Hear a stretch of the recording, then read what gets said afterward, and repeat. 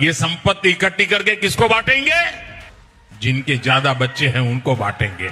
ये देश हिंदू राष्ट्र है और हिंदू राष्ट्र रहेगा। हिंदू मुस्लिम हिंदू मुस्लिम हिंदू मुस्लिम हिंदू मुस्लिम। कि मुसलमान हिंदुओं के साथ नहीं रह सकता तो क्यों रखा है इस देश में? यार ये सबसे बड़ी समस्या ये मुसलमान है। बस देश से ये खत्म हो जाए तो सारी समस्या खत्म हो जाए। पता नहीं मोदी जी समस्या का समाधान कब करेंगे। अरे अंकल, कितनी देर से देख रहा हूँ आप बस टीवी में घुसे हुए हो। मैं इतनी देर से बैठा हुआ हूँ, थोड़ा ध्यान मेरी तरफ भी दे लो, मुझसे भी दो बातें कर लो। अरे सॉरी बेटा, बस थोड़ा दिमाग आजकल गर्म रहता है, थोड़ा ध्यान नहीं रहा था। और सुनाओ, सब बढ़िया चल रहा है? हाँ सब बढ़िया अंकल, आप सुनाओ क्या बात है? काफी टेंशन में नजर आ रहे हो। बस बेटा क्या बताऊं, जैसे जैसे रिटायरमेंट नजदीक आ रही है घर की टेंशन बढ़ती जा रही है। पहले वाले कर्मचारियों की तरह हमें पेंशन भी नहीं मिलेगी। सोच रहा हूं आगे गुजारा कैसे होगा। छोटे वाले लड़के की फीस, रैंक भी इतनी अच्छी आई थी, हरियाणा के गवर्नमेंट इंस्टीट्यूट में नंबर भी पड़ गया था, लेकिन सरकार ने फीस को सालाना 50,000 से बढ़ाकर सीधे 10 लाख कर दिया। 4 साल में 40 लाख बताओ कहां से आएंगे। बच्चों ने धरने प्रदर्शन भी किए, तब जाकर फीस 30 लाख रुपए हुई, लेकिन 30 लाख भी कहां से लाए? और बड़े वाला लड़का अंकल, वो भी तो दिल्ली है ना? अरे हाँ, लेकिन वो बेचारा भी क्या करे। पहले वो कंपनी वालों ने नोटबंदी का बहाना बनाकर निकाल दिया, फिर दूसरी कंपनी वालों ने कोरोना में लॉकडाउन का। अब कुछ दिन पहले ही नई नौकरी मिली है, लेकिन कब तक? प्राइवेट कंपनी को क्या भरोसा। हाँ ठीक है अंकल, वैसे थोड़ी मेहनत तो लगती है, अच्छा होता अगर किसी गवर्नमेंट जॉब की तैयारी करवा देते। अरे वो भी करवाई थी भाई, लेकिन आजकल गवर्नमेंट जॉब बची कहां है। 2 साल भर्ती का इंतजार करके फिर तभी तो प्राइवेट नौकरी पकड़ी है। हाँ चलो ठीक है। और आंटी की सेहत कैसी है अंकल, ठीक है ना?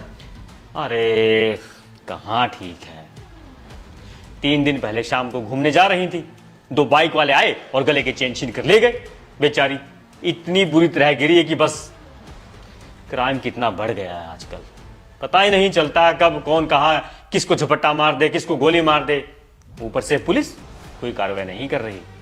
रिश्वत भी दे चुका हूं, फिर भी अब तक चोर नहीं पकड़े गए। 50,000 रुपए की चेन लेकर भाग गए। कोई बात नहीं अंकल, चेन तो और बन जाएगी, लेकिन आंटी तो अब ठीक है ना? कहां बेटा, बेड रेस्ट पे है आज तक। वो तो पहले से ही शुगर और गठिया की मरीज थी, हर महीने 10,000 रुपए की दवाई आती है। आजकल इलाज करवाना कितना महंगा हो गया है। मैं खुद इस डर से बीमार नहीं होता कि इलाज का रुपया कहां से लाऊंगा। हाँ तो किसी गवर्नमेंट हॉस्पिटल में जाया करो ना अंकल। अरे गवर्नमेंट हॉस्पिटल में जब तक ओपीडी की पर्ची कटती है, उससे पहले तो मरीज की दुनिया से पर्ची कट जाती है। गवर्नमेंट अस्पतालों में अगर फैसिलिटी होती तो हमें क्या शौक था इतने महंगे इलाज करवाने का। सही कहा। आजकल महंगाई इतनी बढ़ गई है कि मार्केट की तरफ मुंह करके सोने का मन भी नहीं करता। पेट्रोल डीजल ही देख लो कितना महंगा हो गया है। अरे सिर्फ पेट्रोल डीजल क्यों, गैस सिलेंडर, दालचीनी, सरसों का तेल सब इतने महंगे हो गए हैं कि मैं तो ये सोचकर हैरान हो जाता हूं कि तुम लोग आगे चलकर कैसे काम चलाओगे। तुम लोग अपने बच्चों को कैसे पालोगे।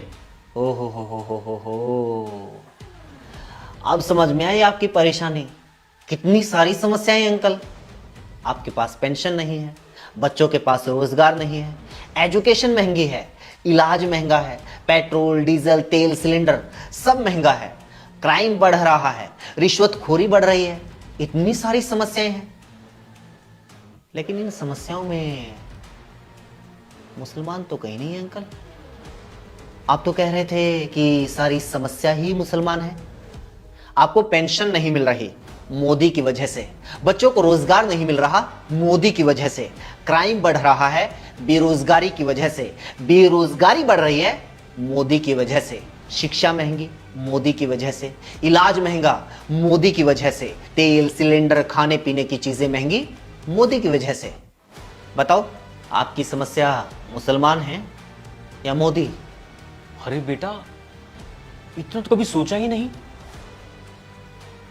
वो टीवी में तो साथ ही। हाँ बिल्कुल अंकल, टीवी में यही दिखाया जाता है ताकि आप लोग कभी अपनी असली समस्याओं के बारे में, देश की असली समस्या के बारे में सोच ही ना पाओ, मोदी की नाकामियों के बारे में सोच ही ना पाओ, मोदी से कभी सवाल पूछ ही ना पाओ। इसलिए टीवी में यही दिखाया जाता है।